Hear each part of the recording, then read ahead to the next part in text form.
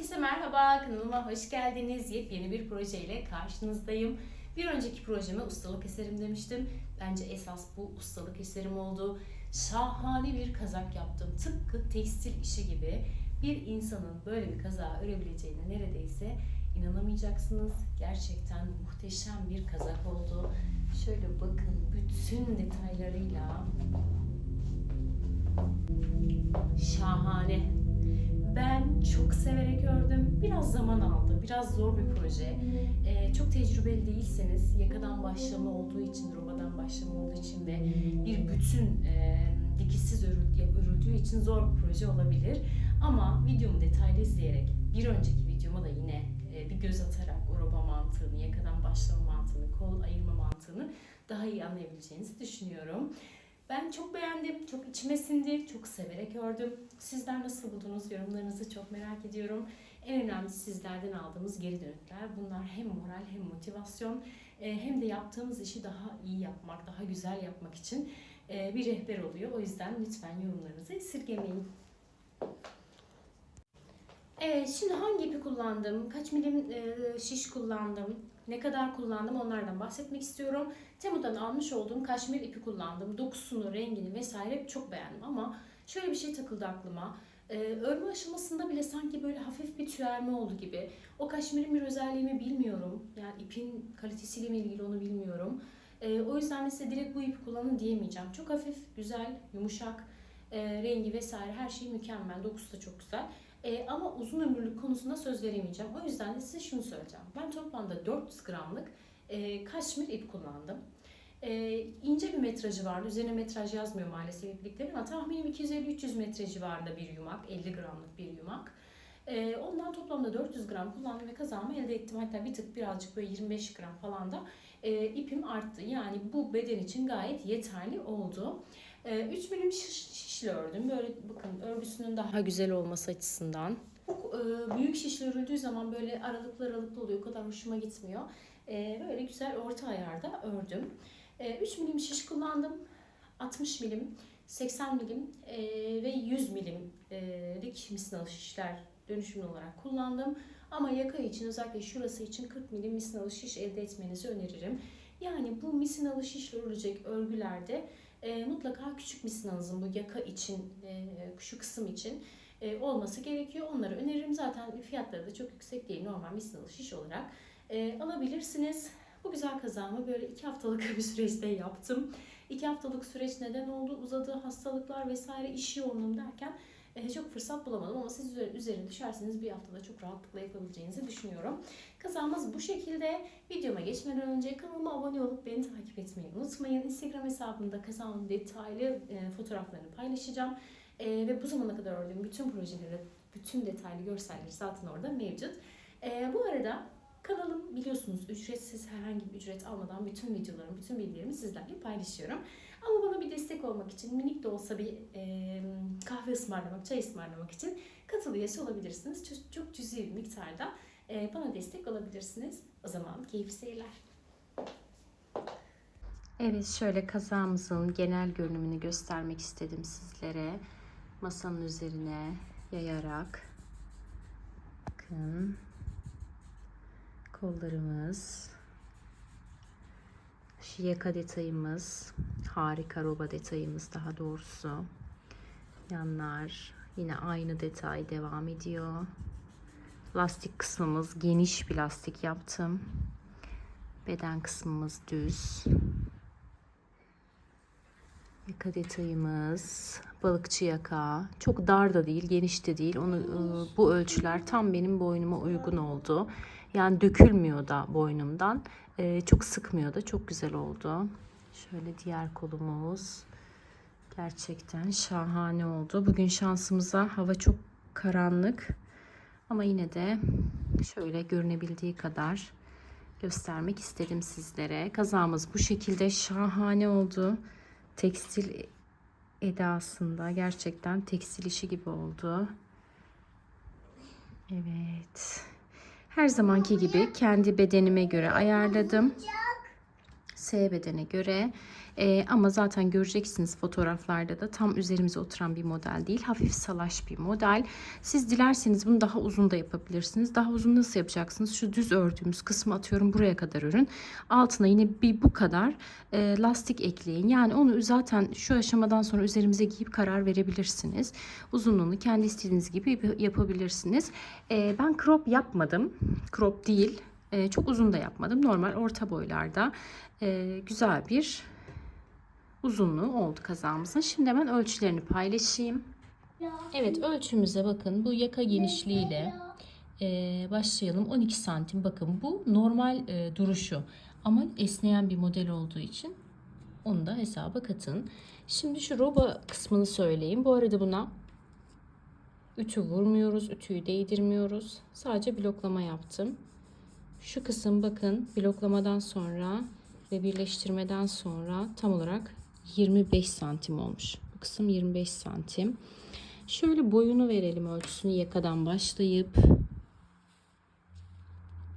yakadan sonra şöyle yapalım. Tam olarak 51 santim. Bakın bu kısımdan başlıyoruz. Geliyoruz bu kısma kadar 51 santim. Sadece lastik kısmını verelim şöyle. 13 santim. En olarak ölçüsünü verelim. Şu an örgünün ön yüzündeyiz. Ön yüzünden veriyorum bu ölçüleri. Enimiz şöyle 42 santim. Lastik kısmının eni bir tık daha dar olur. Her zaman için lastik çektiği için. Bu da şöyle 36 santim civarı. Kolların ölçüsüne bakalım. Şöyle kol lastiğimiz 12 santim. Kolu şu robadan, yaka kısmından daha doğrusu başlayarak ölçtüğümüzde ise lastiğe kadar olan kısım 57 santim. Bloklama yaptıktan sonra boyunda bir tık yani esneme oldu boyunda ve eninde. Bir tık esnetti bloklama. O da aklınıza bulunsun. Sonra örgüm sündü vesaire demeyin. Normal sadece suya soktuk. Yani durulama yapıyor gibi. Daha sonra sıktık ve düz bir zemin üzerinde beklettik. Benden mi ağrıdı başın? Ha? Sen ne yapıyorsun? Seni göstereyim mi? Sen boyama mı yapıyorsun? Bir de süslendin mi sen? Makyaj yapmış. Kızıma bakın ne kadar şık. Ay ne kadar güzel boyamalar yapıyor çiçeğim ya. Ne boyadın? Harika boyamalar yapmış benim kızım. Evet, ölçülerimiz bu şekilde, umarım anlaşılmıştır. Dediğim gibi en iyi ölçü gerçekten de üzerinize giyerek, deneyerek yaptığınız ölçüdür. Ben bunu her aşamasında üzerime giydim ve ona göre ördüm. Size de onu tavsiye ederim. Evet, şimdi hemen yakayla başlayalım. Yakayı şöyle göstermek istiyorum. Bakın bu kısmı sonradan çekecektim ama basit bir işlem olduğu için çekmeyerek söz olarak anlatacağım. 108 ilmek başlıyoruz. Misinalı şişimize geçiriyoruz. Birleştiriyoruz. Ve ardından da 2 ters 2 düz olarak lastiğimizi örüyoruz. Bu kısım sadece 2 ters 2 düz. Sonrasında roba ayrımını ve diğer artırmaları zaten detaylı olarak gösterdim. Kaç santim yapmışım ben söyleyeyim. Şöyle 13 santim. Bunun 1 santimini bloklama vesaire giydikten sonra esnem olarak düşünürsek minimum 12 santim uzunluğunda örmeniz gerekir. Tabi burada şey de önemli, yani boynun uzunluğu, genişliği. Yani daha geniş bir boynunuz, daha kısa bir boynunuz varsa ona göre boyunu daha kısaltıp elini daha geniş de yapabilirsiniz. Ama dediğim gibi 108 ilmek başladım. Misinalı şişle 13 santim, siz bunu 12 değil esneme payını düşünerek 12 santim uzunluğunda ördüm. Şimdi roba ve diğer noktalarla devam edelim. Evet, ilmek sayılarımız bu şekilde. Şimdi roba ayrımını yapacağız. Roba ayrımı için sıra başımız burası. Burayı şöyle işaretliyorum. Bakın sıra başımız burası. Buradan başlayacağım. Şimdi en son 2 tane düz ilmek örmüşüm. Hemen bu noktaya şöyle ayracımı yerleştiriyorum. Pembe. Bunu da unutmayalım. Sıra başımız. Şimdi lastik için, roba ayrımı için pardon. Şimdi bu kısımda 6 tane ilmek öreceğim. Bu ilmeklerim tersle başlayacak. 1, 2, bunlar devam edecek. Değiştirmiyoruz bu ilmeklerimizi.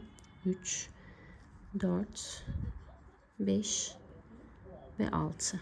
Bakın. Burası roba. Bunların sağından ve solundan ilmekler artıracağız. Hemen bu noktaya bakın. Ayrıcımı taktım. Yani şu kısmı yapmış olduk. Şimdi geliyoruz arkaya. Arka için 31 tane ilmeğimi düz olarak örüyorum.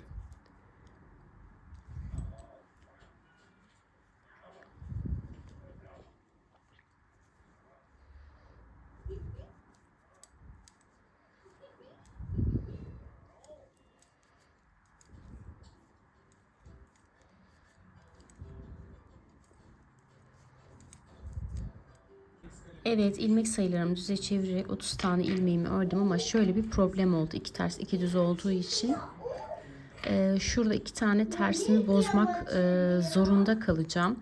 O yüzden de onları bozmamak adına bakın şuradan bir tane ilmeği şöyle çekiyorum, boşluk. Buradan bir tane düz ilmek yapıyorum. Buradaki sayım 32'ye çıktı. Artı 1 ile 32'ye çıktı.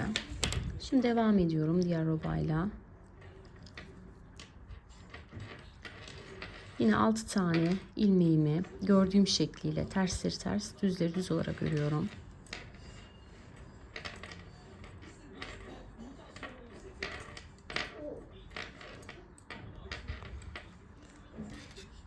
Ayrıcım takıyorum. Şimdi kol için 10 tane ilmeğimi örüyorum. Düz olarak.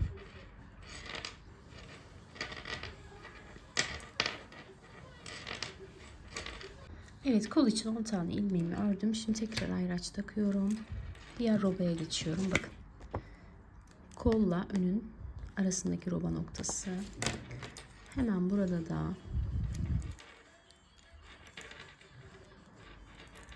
6 tane ilmek örüyorum.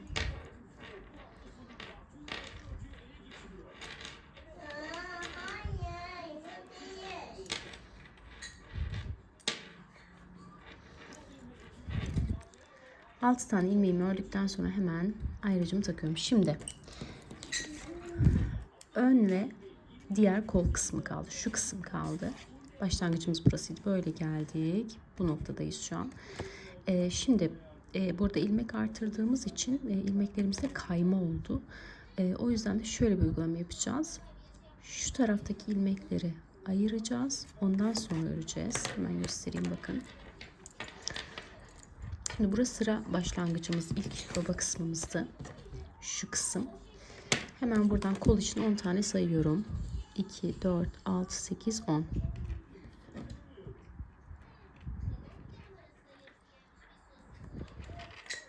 2, 4, 6, 8, 10. Hemen buraya ayrıcımı bakıyorum. Burası kol için. Şimdi şu roba için de 6 tanesini ayırıyorum. 2, 4, 6. Hemen bu noktaya da ayrıcımı takıyorum.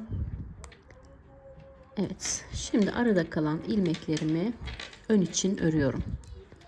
Bakalım kaç tane ilmeğim var. 1, 2, 3. Bunları düz örüyorum. 4, 5, 6, 7, 8. Evet, burada da şimdi saydım 30 tane ilmeğim var. Hemen buradan da şöyle bir tane artırıyorum ve 31'e çıkarıyorum. Sanırım bu lastiği örerken arada ilmekleri yemişim. Çünkü başlangıç sayımla şu anki sayı tutmadı. O yüzden de burayı da 31'e çıkardım. Şimdi bu kısım 32 ilmek oldu. Bu kısım 31 ilmek oldu. Bir sonraki sırada buradan da bir tane daha artırma yapıp arkayı ve önü eşitleyeceğim. Şimdi bakın. Örgümüze nasıl devam ediyoruz? Bu noktaları düz olarak örüyorum. Sıra başlangıcım bu pembe ayraçtı. Yani şu noktaya kadar ara kısımları örüyorum. Bu noktada artırmalara başlayacağız. Evet, bakın sıra başına geldim. Her zaman ayraçların sağından ve solundan artırma yapıyoruz. Sıra başına ayracın burasını olarak belirlediğim için şimdi buradan artırma yaparak başlamıyorum. Bunu sıranın sonunda yapacağım artırmayı. Aradaki 6 tane ilmeği yine 2 ters, 2 düz, 2 ters olarak örüyorum. Bunlar hep böyle devam ediyoruz. Düz ilmeği çevirmedik bunları. Şimdi geldik ayracı, bakın aktarıyorum. İlk artırmamı yapacağım. Yani ilk artırmamı şuradan yaparak başlıyorum. Ayracın sağ bu taraf olduğu için bunu sıra sonunda yapacağım. Şimdi hemen şöyle ipimi çekiyorum. Bakın bir tane ilmeği düz olarak örüyorum. Şimdi ara ilmeklerin hepsini düz olarak örüyorum. Ta ki nereye kadar? Diğer bakın roba noktasına kadar.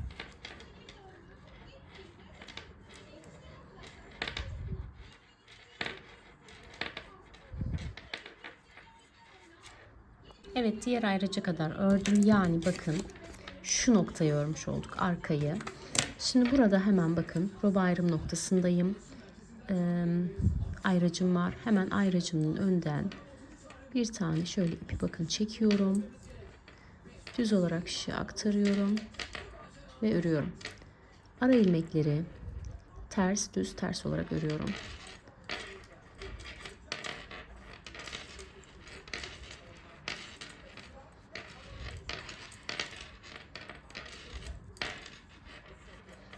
Roba ilmeklerimi ördüm. Devamın telinde olduğu için bunları düze çevirmedim.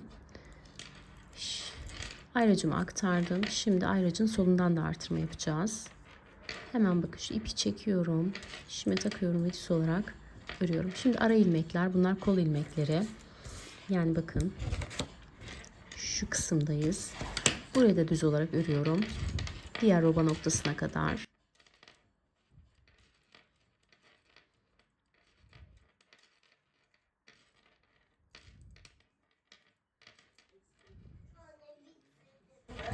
Aferin kızım. Şimdi diğer roba noktasındayım. Bakın hemen ayraçtan önce bir tane artırmamı yapıyorum. Şu an bakın koldayım. Kol kısmını. Ayracımı takıyorum. Kolla ön arasındaki roba noktasını örüyorum. 2 ters, 2 düz ve 2 ters. Ayracımı aktarıyorum. Hemen düz olan kısım ön için bir tane artırmamı yapıyorum. Şimdi bakın ara noktaları düz olarak örüyorum. Ta ki nereye kadar? Diğer roba noktasına kadar. Yani şu an şu önü örüyorum. Bu noktaya kadar. Bu noktada yine devam edeceğiz artırmalarımıza. Araları hep düz örüyoruz. Artırma vesaire yapmıyoruz.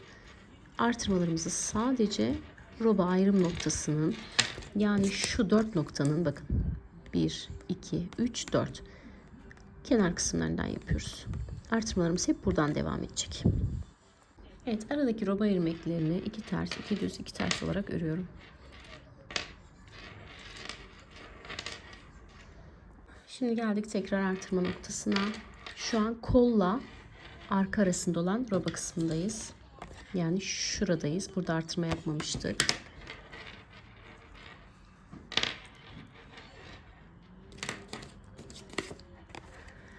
Şu an bu kısımdayız. Şimdi burada artırmamı yapıyorum. Ayracımdan sonra şöyle ipini çekiyorum. Düz örüyorum. Ara noktaları, kol için olan noktayı düz olarak örüyorum.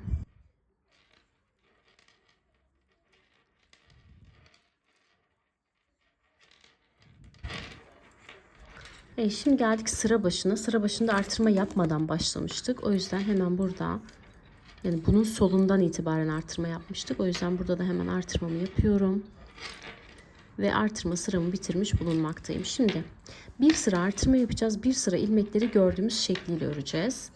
Şimdi bakın bu sırada bütün ilmekleri gördüğümüz şekliyle örüyoruz. Roba ilmeklerini yine 2 ters, 2 düz, 2 ters olarak örüyorum. Ara ilmekleri artırdığım ilmekler de dahil düz olarak örüyorum.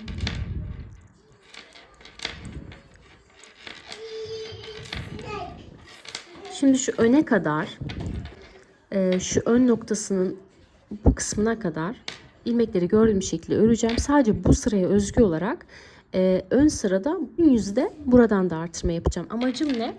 Buradan da 2 tane artırma yapacağım ki arka 32 ilmek oldu. Burada arkadan daha geniş olsun. Bir ilmek fazla olsun. Hem de arkadan az kalmasın. Yani önün bir tık daha geniş olması gerekiyor. O noktaya kadar öreyim. Normalde bu sırada hiçbir yerde artırma yapmıyoruz. Sadece şu 2 noktadan artırma yapacağım ki artı 2 ilmeğimi alayım. Ön göğüs detayından dolayı arkadan bir tık daha geniş olsun. Şimdi bakın sıra başına itibaren başladım. Yani şu noktadan itibaren başladım. Böyle geldim. Hiç artırma yapmadan ilmekleri gördüğüm şekilde ördüm. Şimdi şu ikisini de sadece bu sıraya özgü artırma yapacağımız için hemen şöyle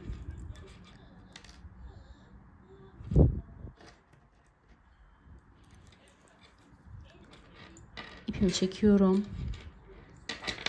Bir tane artırmamı yapıyorum. Bir önceki sırada da artırmıştık. O ilmeğimi de düz örüyorum.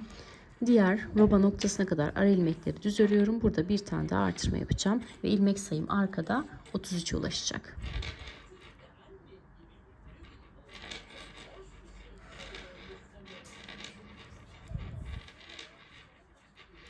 Ay pardon 33 diyorum ya. Burada 30 tane ilmek saymıştım ben. Neyse önemli değil ya. 32, 33. 32 oluyor burada. Yani arkayla ön eşit oluyor.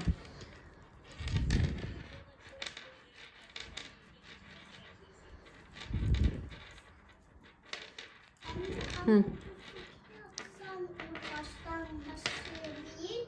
Başlayabilirdim de çok yorgunum kızım. İşten geldim. Çok yorgunum. Hava kararmadan bir an önce başlayayım dedim videoma. O yüzden.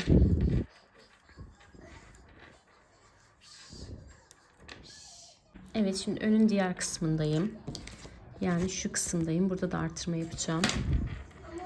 Burada lütfen 1-2 ilmeğe takılıp kendinizi de yormayın, beni de yormayın. O önemli değil. Şimdi arka ile ön eşit oldu. Şu kısımda ne yapıyorduk? Sıra başına kadar artırma yapmıyorduk. Buraları gördüğüm şekliyle örüyorum.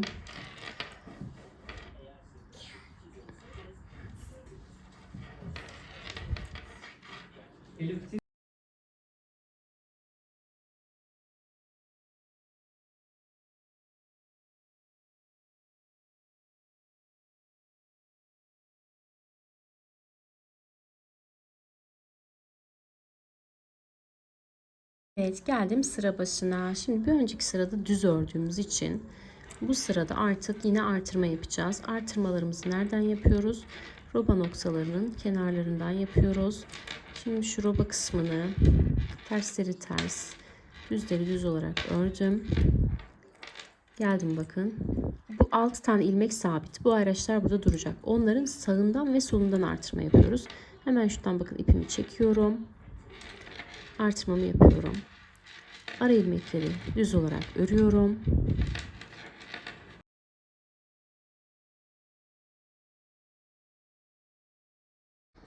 Evet diğer roba noktasındayım. Hemen ayraçtan önce artırmamı yapıyorum. Ara noktaları yine tersleri ters, düzleri düz olarak örüyorum. Bunlar örgü boyunca aynı şekilde devam edecek. Bunları hiç düze çevirmeyeceğiz. Sonuna kadar hep gördüğümüz şekliyle öreceğiz. Hemen bakın ayracın solundan da artırmamı yapıyorum. Ara noktaları gördüğüm şekliyle örüyorum.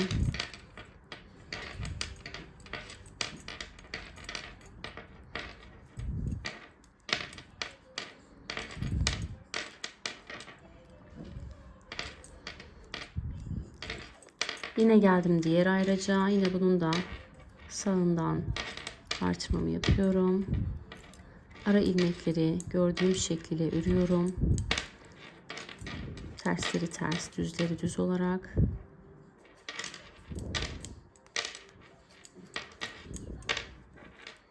Ayracıma aktarıyorum.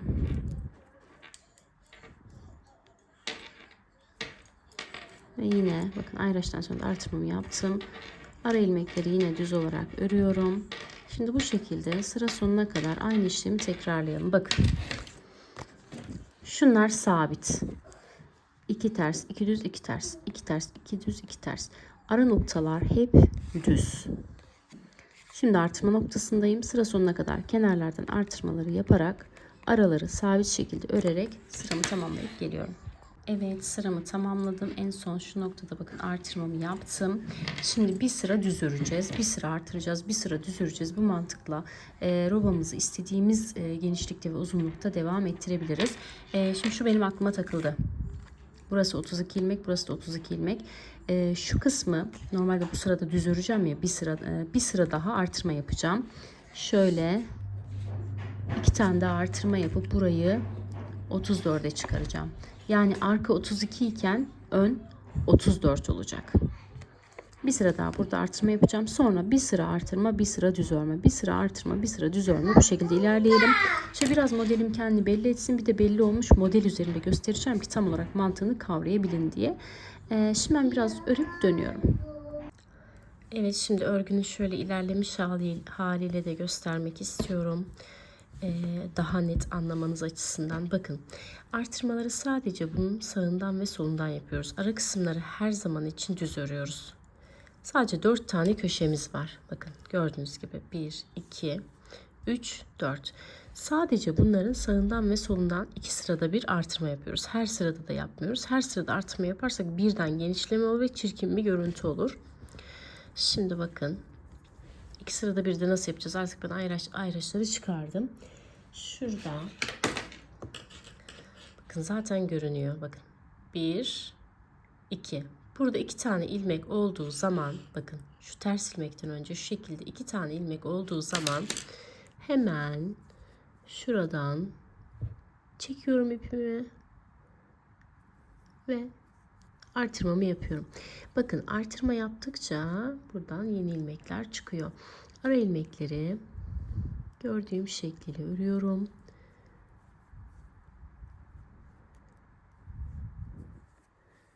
Şimdi bakın burada şöyle ilmeğimiz ikili görünüyor zaten.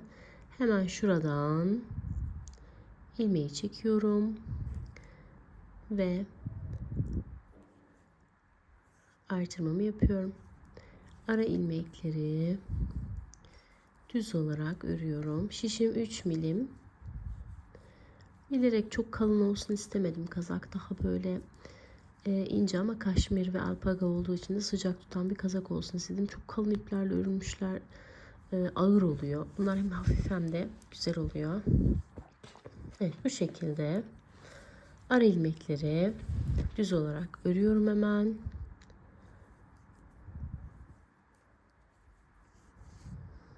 Evet, bakın tekrar artırma noktasına geldim. Şu aralardan kesinlikle artırma yapmıyoruz. Hep bu köşelerden yapıyoruz. Şimdi şöyle 2 sıra göründüğü zaman ilmeklerimiz, başaklarımız, hemen artırmamızı yapıyoruz.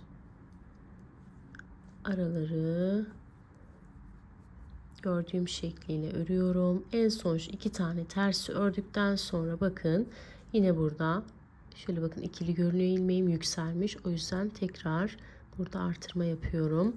Bir de nerede artırma yapmayacağım, onu nasıl anlayacağım? Bir sıra düz ördüğüm sıra var ya, o sıradadan bir örnek göstermek istiyorum. Şimdi bunu bitireyim. O sırada bu kısma geldiğim zaman bir göstereceğim size. Evet, artırmalarımı yaparak geliyorum. Şimdi artık sıra başına, yani artırma yapmayacağım noktaya geldim. Onu da göstereceğim. Bakın ikili ilmeğim var. Onu örüyorum. Bir önceki sırada artırdığımız tek sıra bakın. Sadece direkt artırdığım ilmek var. Onu da düz olarak örüyorum. Ve ara ilmekleri gördüğüm şekliyle örüyorum.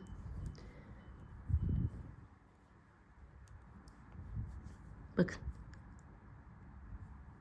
Bu şekilde tekli görünüyorsa ne yapıyorum? Direkt düz olarak örüyorum. Evet, şimdi roba kısmını kendi bedenimize göre belli bir uzunlukta öreceğiz.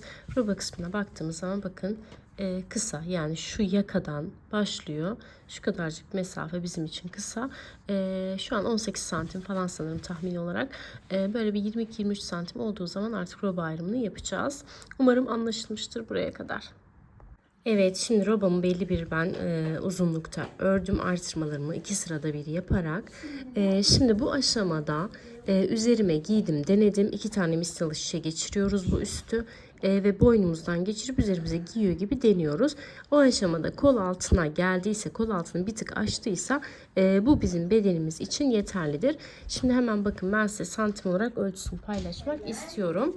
Şöyle robamızı ölçtüğümüzde kıvrılıyor ya, benim işimi zorlaştırıyor. Altında da şöyle bir katman var. Daha net ölçü verelim şöyle. Evet. Evet, şöyle tam 22 santim olmuş. Bakın bu yeterli. 2 sırada düz öreceğim. Böyle 23'e yaklaştığı zaman benim için yeterli olacak. Şimdi bakın, bu aşamadan sonra herhangi bir artırma, eksiltme vesaire yapmadan sadece modelimizi ne yapıyoruz? Düz örüyoruz. 2 sıra düz öreceğim. Yani şöyle. Bakın, artırma kısmına geldim. Herhangi bir artırma yapmıyorum. Direkt ilmeklerimi gördüğüm şekliyle örüyorum. 2 sıra bu şekilde öreceğim. Evet. Diğer robaya kadar araları öreyim. Burada yine göstereceğim. Evet, bakın örerek roba noktama kadar yaklaştım. Dediğim gibi sadece ilmekleri gördüğüm şekliyle örüyorum. Herhangi bir artırma veya da eksiltme yapmıyorum. Bakın, artırma noktama geldim ama artırma yapmıyorum. Burada bakın, ilmekleri yine roba ilmeklerini 2 ters, 2 düz ve bakın 2 ters şeklinde ördüm. Yine bakın, artırma noktasındayım ama artırma yapmıyorum. Buraları da yine ilmeklerime bakıyorum ve gördüğüm şekliyle örüyorum. Şimdi sıra başına kadar aynı işlemi yapacağız. Bu işlemi 2 kez yapacağız. Yani iki kez artırma, eksiltme yapmadan ilmeklerimizi gördüğümüz şekli örüp gelelim. Evet, robamızı 2 sırada düz ördük. Bakalım kaç santim olmuş. Bu yaptığımız işlem enini etkilemedi ama boyunu etkilemiş olması gerekiyor. Şöyle bakın, bu taraftan tuttuğumuzda tam 23 santim görünüyor. Şimdi artık bedenle kolları ayırıp roba ayrımını yapıp o şekilde öreceğiz. Bakın, tam olarak ön tarafım bitti. Evet, tam roba noktasındayız. Şimdi şu kısımları, gördüğümüz bu 2 ters 2 düz 2 ters kısımları bedene katacağız. Kola katmayacağız. Şimdi bakın, bulunduğum noktadan direkt 2 ters 2 düz 2 ters olarak ördüm. Ardından şu kol kısmını hemen başka bir ipe aktaracağım iğne yardımıyla. Evet, sıra başımızı şu kısım sayalım. Direkt roba başlangıcı. Burası sıra başımız. 6 tane şu roba ilmeklerini aldım beden için. Şimdi 86 tane kol ilmeğimi, benim ilmeğim 86'ya ulaşmış. Şöyle iğne yardımıyla farklı bir ip takıyorum ve ipe aktarıyorum. Bedeni ördükten sonra kolları öreceğimiz için şimdi bunları sadece aktarıyorum. Bu kısmı örmeyeceğiz. 86 tane kol ilmeğini bu şekilde aktarıyorum. Evet, ara ilmeklerimi bakın bu şekilde başka bir ipe geçirdim. Şimdi bu kısmı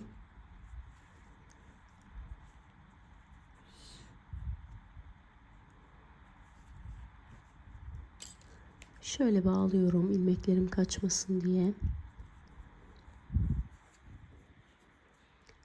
Şimdi geldik koltuk altı kısmına. Kolu ayırdık 86 tane ilmeğimizi. Şimdi koltuk altı kısmındayız.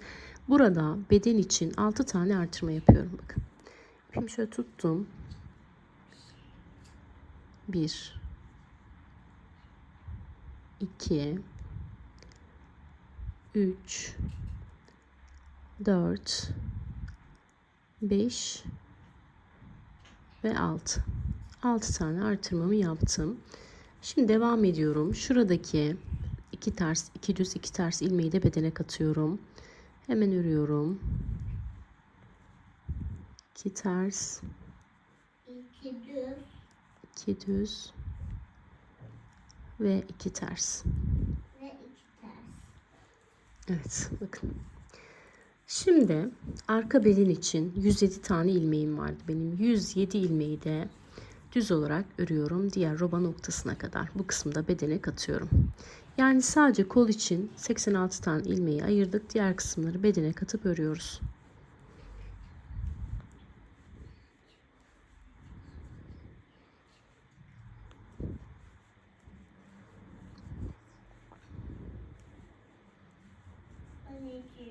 Canım.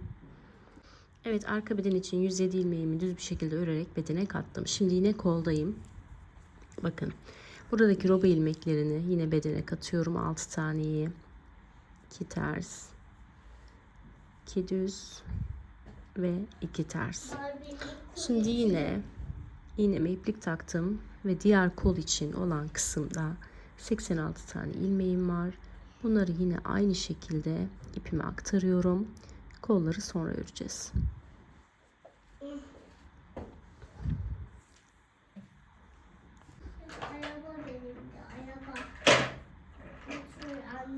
Evet, roba noktasına kadar kol ilmeklerim, toplam 86 tane ilmeğimi ipe geçirdim. Şimdi bu kısmı şöyle yine bağlıyorum, karışmasın, açılmasın diye. Şimdi kol altı kısmına geldim.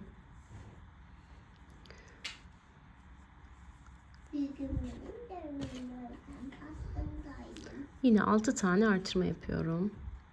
1 2 3 4 5 ve 6. Şuradaki 6 tane ilmeği de yine bedene katıyorum. 1 gördüğüm şekilde örerek ters, bakın ters olarak 2 tane ters ördüm, 2 tane düz ördüm,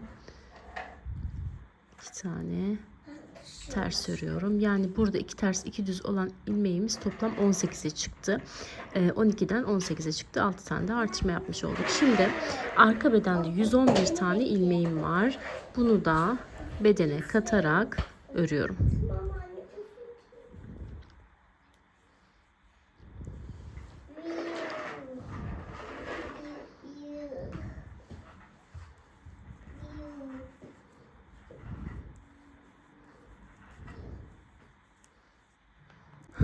Evet, geldik sıra başına. Şimdi kollarla bedeni ne yaptık? Ayırdık. Ön ve arka bedeni birleştirdik. Kolları ayırdık. Kolları ayrıca öreceğiz. Şimdi sadece ön ve arka bedeni döne döne öreceğiz. Bu aşamada ilmek sayılarını söylemek istiyorum. Ön bedenimizde 111 tane ilmek vardı. Arkada 107 tane ilmek vardı. Bu ikisinin toplamı 218 yapıyor. 218 ilmeğe artı neleri kattık onu da söyleyelim hemen. Şu roba ilmeklerimizden toplamda 24 tane vardı. 3, 4. Hepsinde 6 tane vardı. 24 tane. Bir de biz ne yaptık? 6'şar tane artış yaptık. 4 noktadan. 4 noktadan diyorum. 2 noktadan da 6'şar tane artış yaptık. Yani 12 ilmek de buradan artırdık. 24 artı 12'den 36 ilmeğim de buradan oluyor. Evet, bu şekilde 254 tane ilmeğim var. Şu an hesaplamalarıma göre bu şekilde 1-2 sıra örüp tekrar size net ilmek sayısını söylerim. Şimdi geldik sıra başlangıcımıza. Hemen ayrıcımızı takalım. Sıra başımızı kaçırmayalım. Şimdi şu artırma yaptığımız ilmekleri ne yapacağız? Öncelikle onları söyleyeceğim. Şimdi sıra başına geldik. Yine şuradaki ters ilmekleri ters örüyoruz. Düz ilmekleri düz örüyoruz. Ters ilmekleri ters örüyoruz. Şimdi bakın, artırma yaptığımız 6 tane ilmek vardı. En son burada ilmeklerimi ters ördüğüm için bu artırma yaptığım ilmeklerin ilk 2 tanesini düze çeviriyorum. 1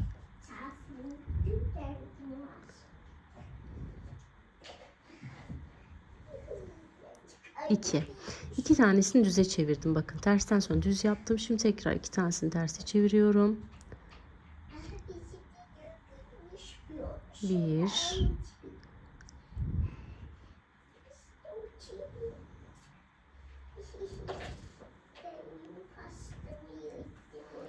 Evet, terse çevirdim. Kaldı 2 tane ilmeğim. Bakın sol tarafında da ters var, sağ tarafında da ters var. O zaman bunu ne yapacağım?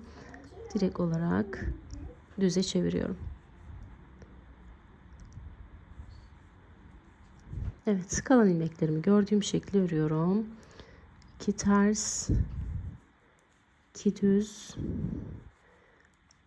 2 ters. Evet, bundan sonra yapacağımız işlem gördüğümüz şekliyle ilmekleri örmek. Şimdi arkadaki ilmeklerin hepsini düz olarak örüyorum. Artırma yapmadan. Yine diğer robada ilmeklerimize ters düz olarak şekil vereceğiz.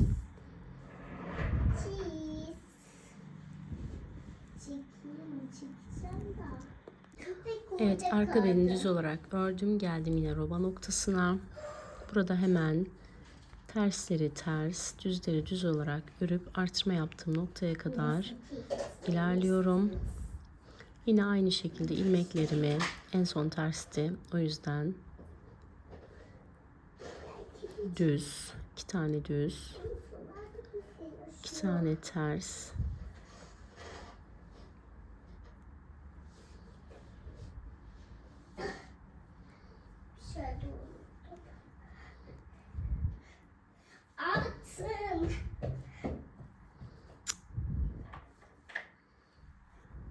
evet ve 2 düz.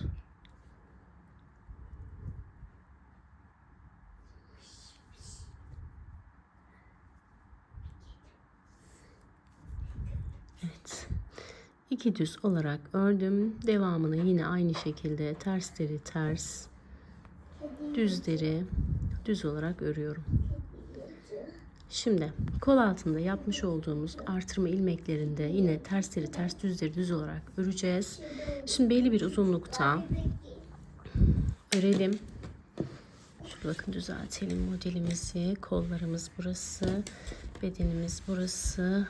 Yaka kısmımız çok esnek. Böyle göründüğüne bakmayın. Evet. Şimdi ben biraz öreyim. Daha sonra gerçekten yanlışlık var mı yok mu onu söyleyeceğim. Size 254 tane ilmeğim var mı yok mu onu söyleyeceğim. Bir de gidişata göre daha iyi anlarsınız. Evet, şimdi gördüğünüz gibi bedeni belli bir uzunlukta ördüm. Şöyle roba ayrımından sonra. Hemen santim olarak da ölçüsünü vereyim. Şu kısımdan.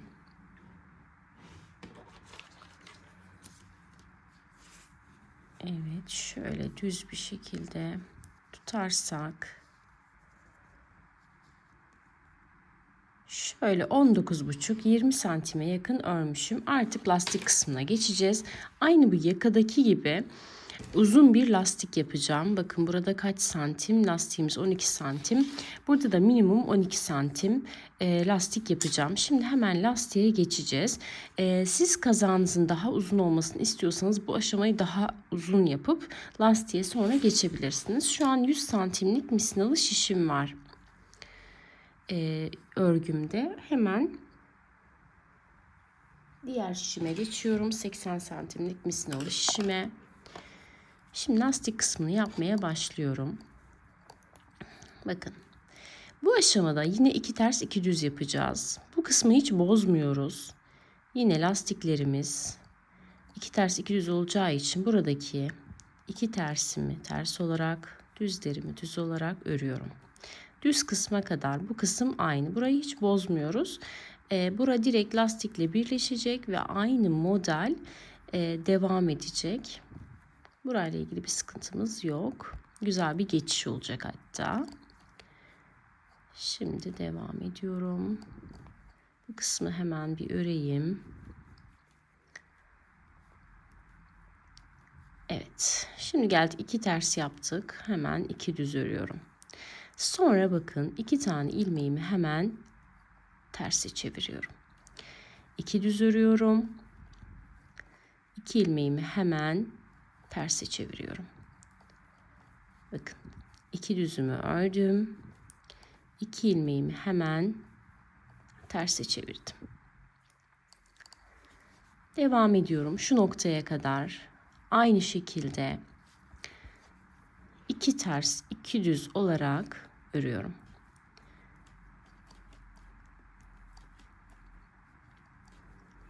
Şu anlık ilmek eksiltmiyoruz. Eğer bir uyuşmazlık olursa, düzlerle düzler denk gelirse ya da terslerle tersler denk gelirse o aşamada kesme yapacağım ve dengeleyeceğim. Evet, şu an diğer bel kısmına kadar ara ilmekleri 2 ters 2 düz olarak örelim. Orada tekrar görüşelim. Evet, diğer köşeye kadar bakın geldim. En son 2 tane tersimi yaptım. 3 tane düz ilmeğim var. Şimdi bunu da 2 düze çevireceğim. Şöyle 2 ilmeğe birlikte giriyorum ve ikisini birlikte örerek bir tane düz örüyorum. Kalan ilmeği düz örüyorum. Burada ne yapmış olduk? Dengelemek için bir tane kesme yapmış olduk. Şimdi yine araları gördüğüm şekliyle örüyorum. 2 ters 2 düz 2 ters 2 düz olarak.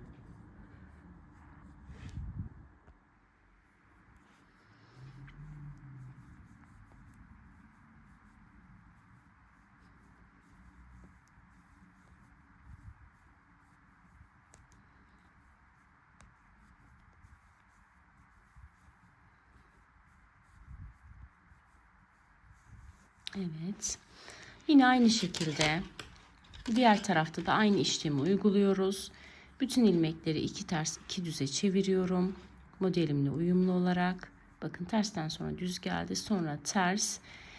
Yine sıra sonunda bir uyuşmazlık olursa da orada kesme yaparak uyuşturacağım. Mesela sonda ne varmış? Ters varmış. En son 2 ilmeğimi de düze çevirerek terse denk getireceğim.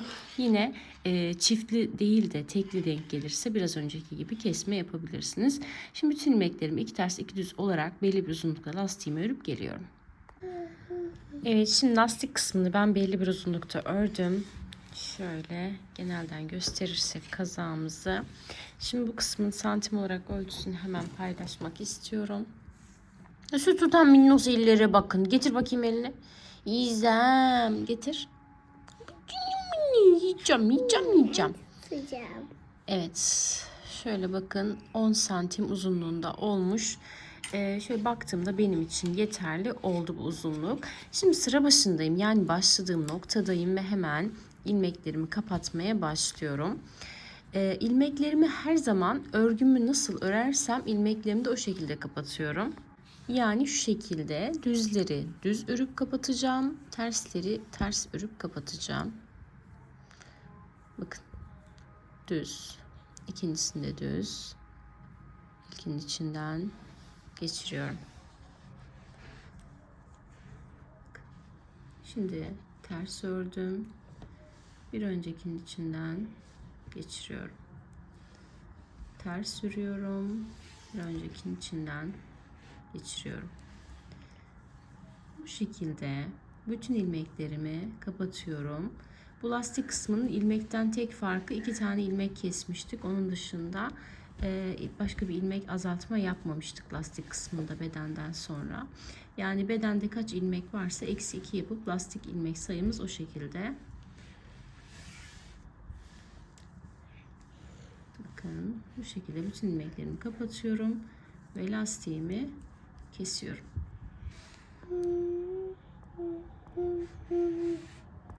Evet, lastiğimizi belli bir uzunlukta ördükten sonra kapattık.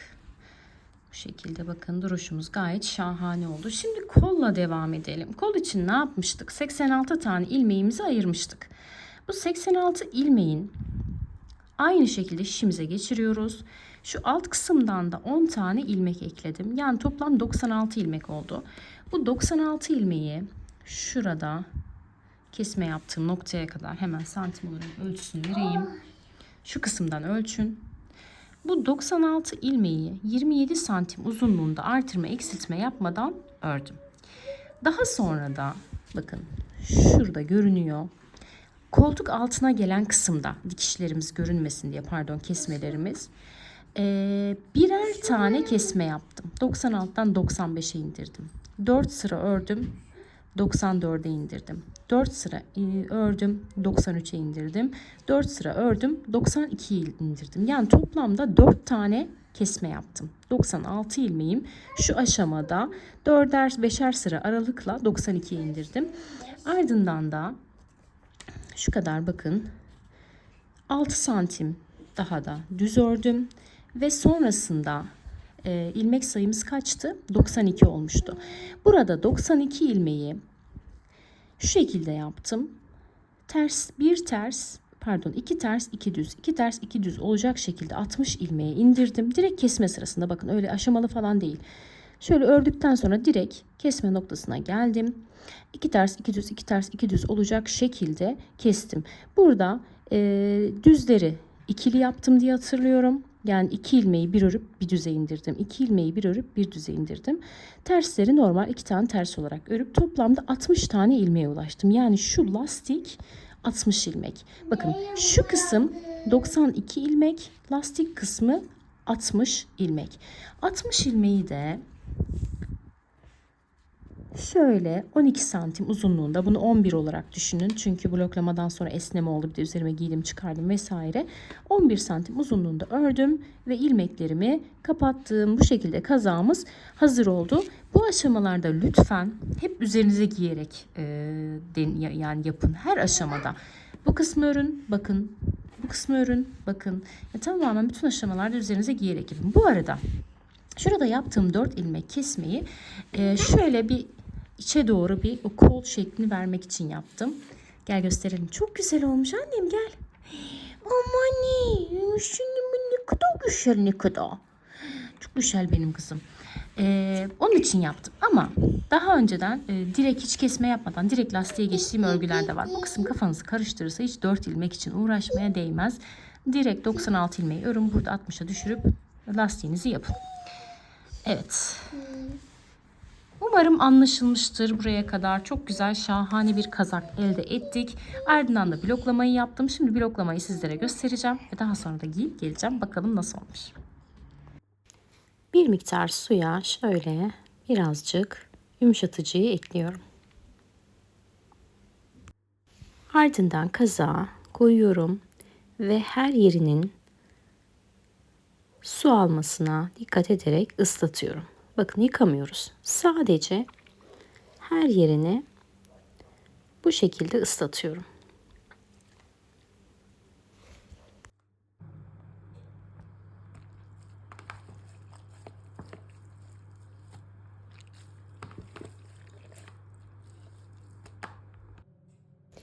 Ardından sıkıyorum. Normal çamaşır sıkıyor gibi. Sonrasında büyük bir havluyu yere seriyorum ve üzerine kazağımı koyup elimle ütü yapar gibi düzleştirerek havlunun üzerine yayıyorum. Tamamen bu şekilde kuruyacak.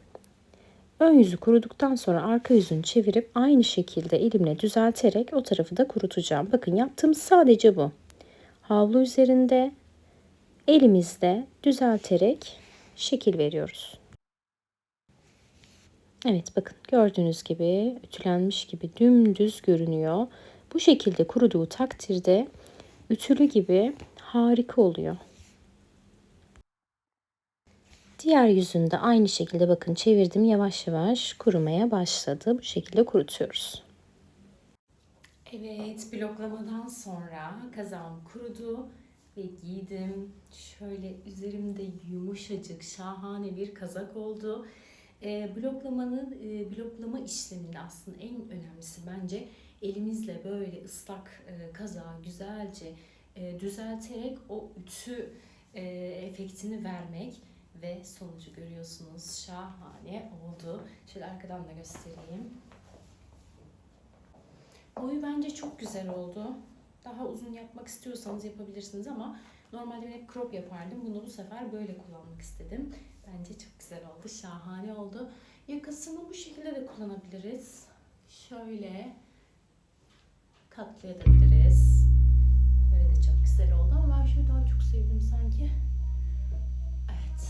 Ve sonuç şahane. Evet, eğer buraya kadar videomu izlediyseniz kanalıma abone olup beni takip etmeyi ve destek için bir emoji dahi olsa yorum yapmayı unutmayın. Detaylı fotoğraflar ve diğer bütün projelerimin görsellerini Instagram hesabımda bulabilirsiniz. Onu da linkini açıklama kısmına ekleyeceğim. Başka bir projede görüşmek dileğiyle. Hoşça kalın.